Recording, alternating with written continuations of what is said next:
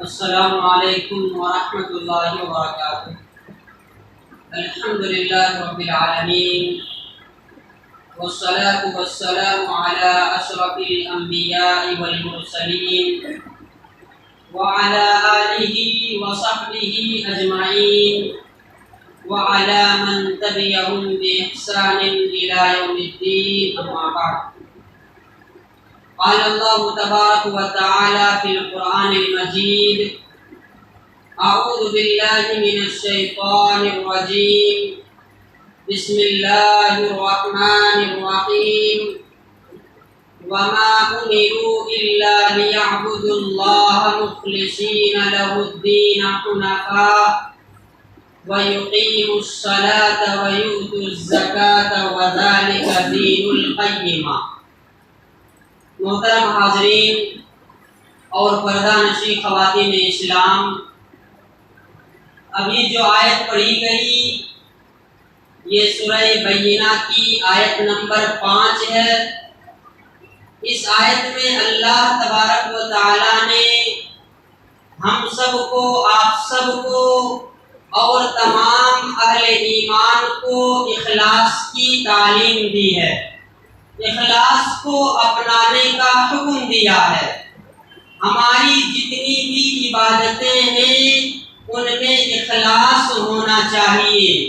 ہماری نمازوں میں اخلاص ہو، ہمارے روزوں میں اخلاص ہو، ہمارے زکوٰۃ میں اخلاص ہو، ہمارے حج میں اخلاص ہو، ہمارے صدقہ و خیرات میں اخلاص ہو، ہمارے تلاوت قرآن میں اخلاص ہو، ہمارے ذکر و اذکار میں اخلاص ہو، ہماری دعا اور مناجات میں اخلاص ہو، ہماری توبہ و استغفار میں اخلاص ہو۔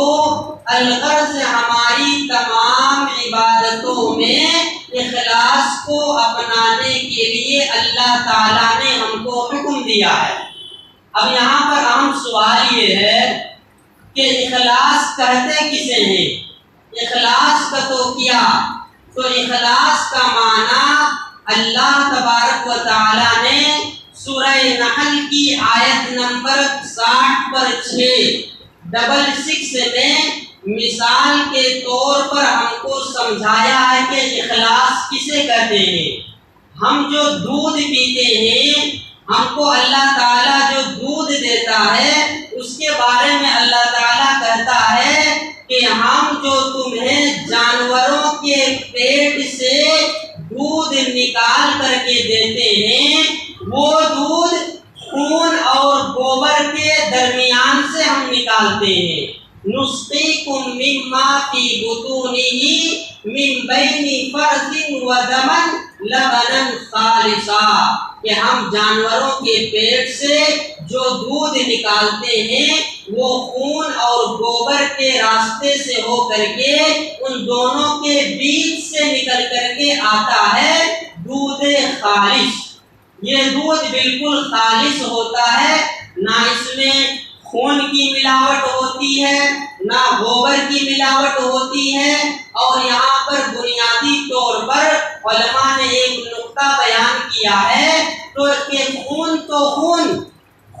کے بو کی بھی ملاوٹ دودھ میں نہیں ہوتی ہے، گوبر کی بو کی بھی ملاوٹ دودھ میں نہیں ہوتی ہے، یعنی بالکل صاف و شفاف دودھ، بالکل ملاوٹ سے پاک و صاف دودھ اللہ تعالی ہم کو دیتا ہے۔ تو ہماری عبادتیں بھی ایسی ہونی چاہیے، ہماری عبادتوں میں بھی شرک کی ملاوٹ نہیں ہونی چاہیے، کفر کی ملاوٹ نہیں ہونی چاہیے، ریاکاری کی ملاوٹ نہیں ہونی چاہیے، ناموری کی ملاوٹ نہیں ہونی چاہیے، دکھاوے کی ملاوٹ نہیں ہونی چاہیے، شہرت کی ملاوٹ نہیں ہونی چاہیے، دنیاوی کسی فائدے کو حاصل کرنے کی ملاوٹ ہماری عبادتوں میں نہیں ہونی چاہیے، تب جا کر کے ہماری عبادت خالص ہوگی۔ جس طرح دودھ ہم کو خالص اللہ تعالیٰ پلاتا ہے، اس میں کسی قسم کی ملاوٹ نہیں۔ اگر ایسی ہی ہمیں عبادت کو خالص کرنا ہے تو ہماری عبادتوں میں کسی قسم کی ملاوٹ نہیں ہونی چاہیے۔ یہ جو اخلاص ہے، اخلاص ہر عمل کی قبولیت کے لیے سب سے پہلی شرط ہے، اولین شرط ہے یہ اخلاص۔ جس عبادت میں اخلاص نہیں وہ عبادت اللہ کے یہاں مردود ہے۔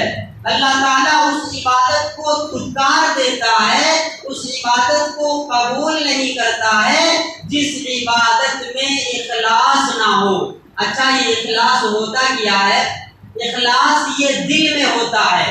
ہمارے دل میں جو نیت ہوتی ہے یہی نیت میں اخلاص، یعنی دل، نیت جسے کہتے ہیں وہ دل کے ارادے کو کہتے ہیں۔ ہمارے دل میں جو ارادہ ہے، اگر ہمارے دل میں اللہ کو خوش کرنے کا ارادہ ہے، اگر ہمارے دل میں اللہ کو راضی کرنے کا ارادہ ہے تو ہمارے دل میں گویا کہ اخلاص ہے۔ اور اگر ہمارے دل میں اللہ کو خوش کرنے کے علاوہ کسی اور کو دکھانے کا ارادہ ہے، دنیاوی کسی فائدے کو حاصل کرنے کا ارادہ ہے، شہرت کمانے کا ارادہ ہے کسی عمل کے پیچھے، تو پھر اس عمل میں اخلاص نہیں رہ جاتا ہے۔ مطلب یہ کہ ہماری عبادتیں خالص ہونی چاہیے اللہ کے لیے۔ اور اسی معنی کو اللہ تعالیٰ نے قرآن مجید کی اس آیت کے ذریعے بھی بیان کیا ہے۔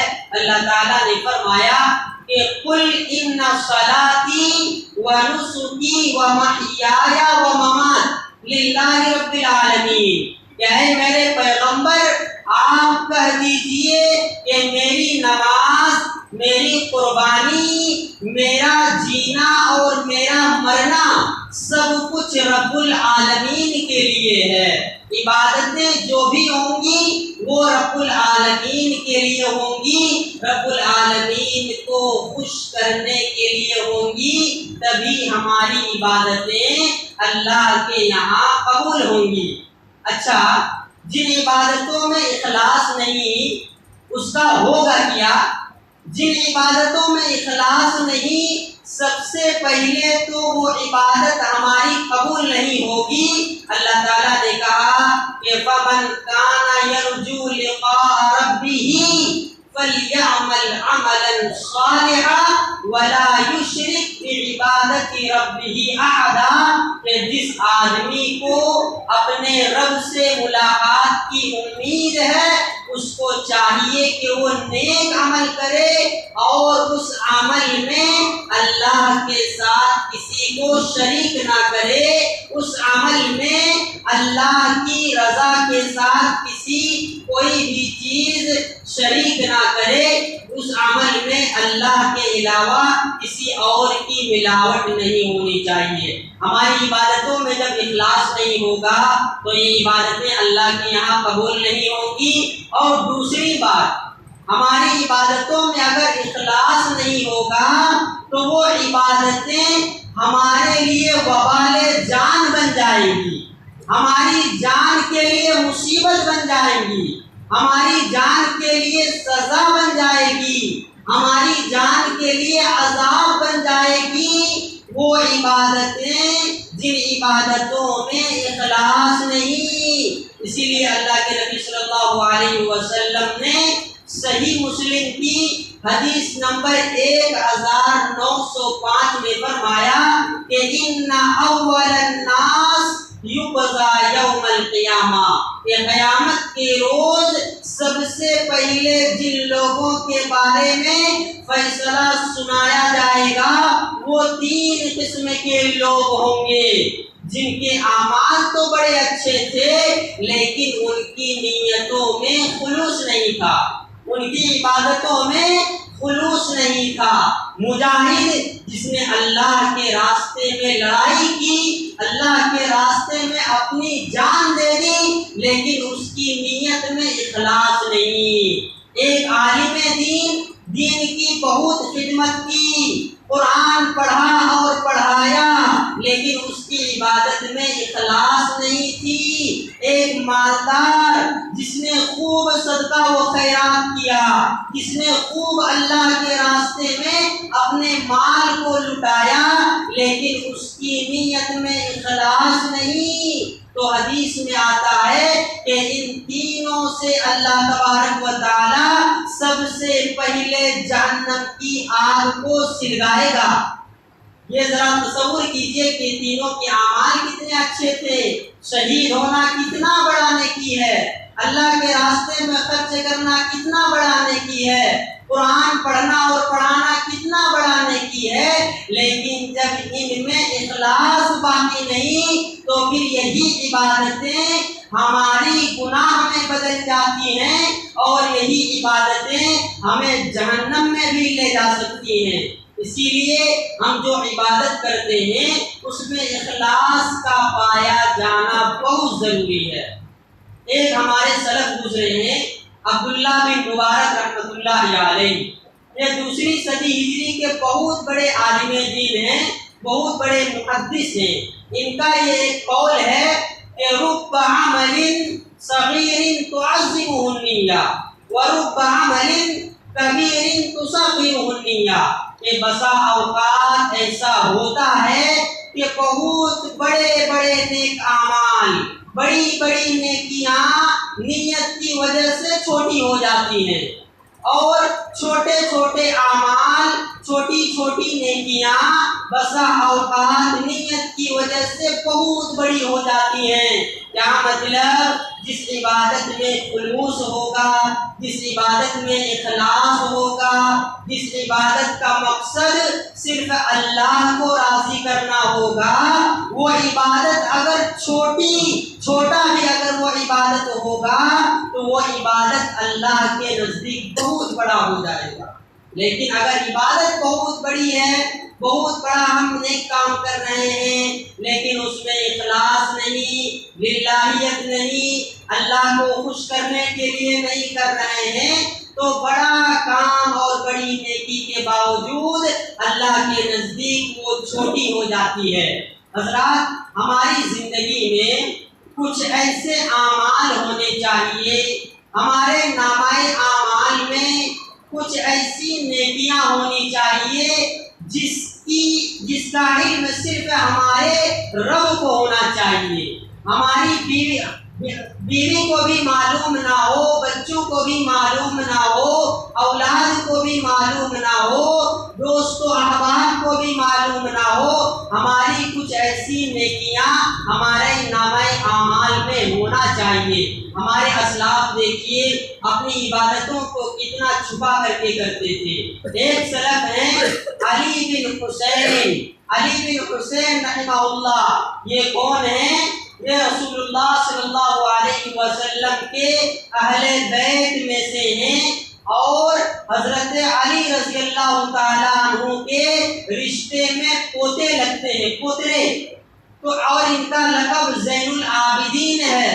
ان کا ایک عمل ہے کہ علی بن حسین ان کی طرف سے 40 گھرانے کو ماہانہ راشن ملتا تھا، 40 گھرانے کو ماہانہ راشن ملتا تھا، اور ان کے راشن دینے کا انداز کیا تھا معلوم ہے؟ ان کے راشن دینے کا انداز یہ تھا کہ رات کی تاریکی میں، رات کے اندھیرے میں یہ راشن کا موٹا اپنے پیٹھ پر لیتے اور چل دیتے غریب کے گھر کے پاس، رات کی اندھیرے میں غریب کے دروازے کے باہر رکھ کر کے واپس آ جاتے، دروازے کی دہلیز میں رکھ کر کے واپس آ جاتے۔ جب صبح غریب اپنا دروازہ کھولتا تو دروازے کے سامنے راشن اس کو ملتا، غریب کو بھی پتہ نہیں کہ راشن دینے والا کون ہے۔ اور یہ کتنی بڑی یہ نیکی ہے کہ اس کی خبر لوگوں کو کب معلوم، یہ عمل کب لوگوں کو معلوم ہوا کہ 40 گھرانے کو راشن ملتا تھا ماہانہ، جب علی بن حسین کا انتقال ہوا۔ جب علی بن حسین کی وفات ہوئی اور لوگوں نے دیکھا کہ 40 گھرانے کا راشن بند ہو گیا ہے، تب لوگوں کو معلوم ہوا کہ 40 گھرانے میں جو راشن دینے والے تھے وہ علی بن حسین تھے۔ اللہ اکبر! ذرا تصور کیجئے کتنی بڑی بات ہے کہ وہ 40 گھرانے کو ماہانہ راشن دے رہے ہیں اور لینے والے کو بھی معلوم نہیں کہ کون دے کر کے جا رہا ہے۔ ایسے ہمارے اسلاف تھے، اپنی عبادتوں کو کتنا چھپا کر کے کرتے تھے، اور آج ہم ہیں کہ چھوٹی سی نیکی کرتے ہیں، چھوٹا سا عمل کرتے ہیں، کسی غریب کو ایک وقت کا کھانا دے دیا، اس کو پہلے فوٹو نکالیں گے، اسٹیٹس میں ڈالیں گے، فیس بک میں ڈالیں گے، سوشل میڈیا میں ڈالیں گے، دوستو احباب کو بھیجیں گے۔ کہاں ہے ہمارے اسلاف اور کہاں ہیں ہم؟ انسان لاکھوں کروڑوں خرچہ کر کے حج اور عمرے میں جاتا ہے، وہاں کعبۃ اللہ کے ساتھ سیلفی نکالتا ہے اور فیس بک میں ڈالتا ہے۔ کہاں ہے اخلاص؟ کہاں ہے للہیت؟ وہ لاکھوں کروڑوں خرچہ کر کے اتنا دور جا کر کے عمرہ کس لیے کیا جا رہا ہے؟ حج کس لیے کیا جا رہا ہے؟ سیلفی لینے کے لیے، لوگوں کو دکھانے کے لیے؟ نہیں میرے بھائیوں، ایسا نہیں ہونا چاہیے۔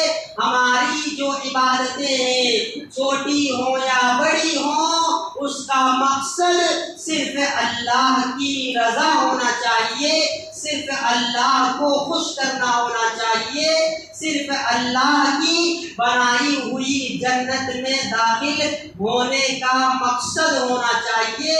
تبھی جا کر کے ہماری عبادتیں ہمیں فائدہ پہنچائیں گی اور ہماری عبادتیں اللہ کے یہاں مقبول اور منظور ہوں گی۔ دعا ہے رب العالمین سے کہ اللہ سبحانہ و تعالی ہماری عبادتوں میں اخلاص پیدا کرنے کی توفیق عطا فرما۔ آمین۔ السلام علیکم ورحمۃ اللہ وبرکاتہ۔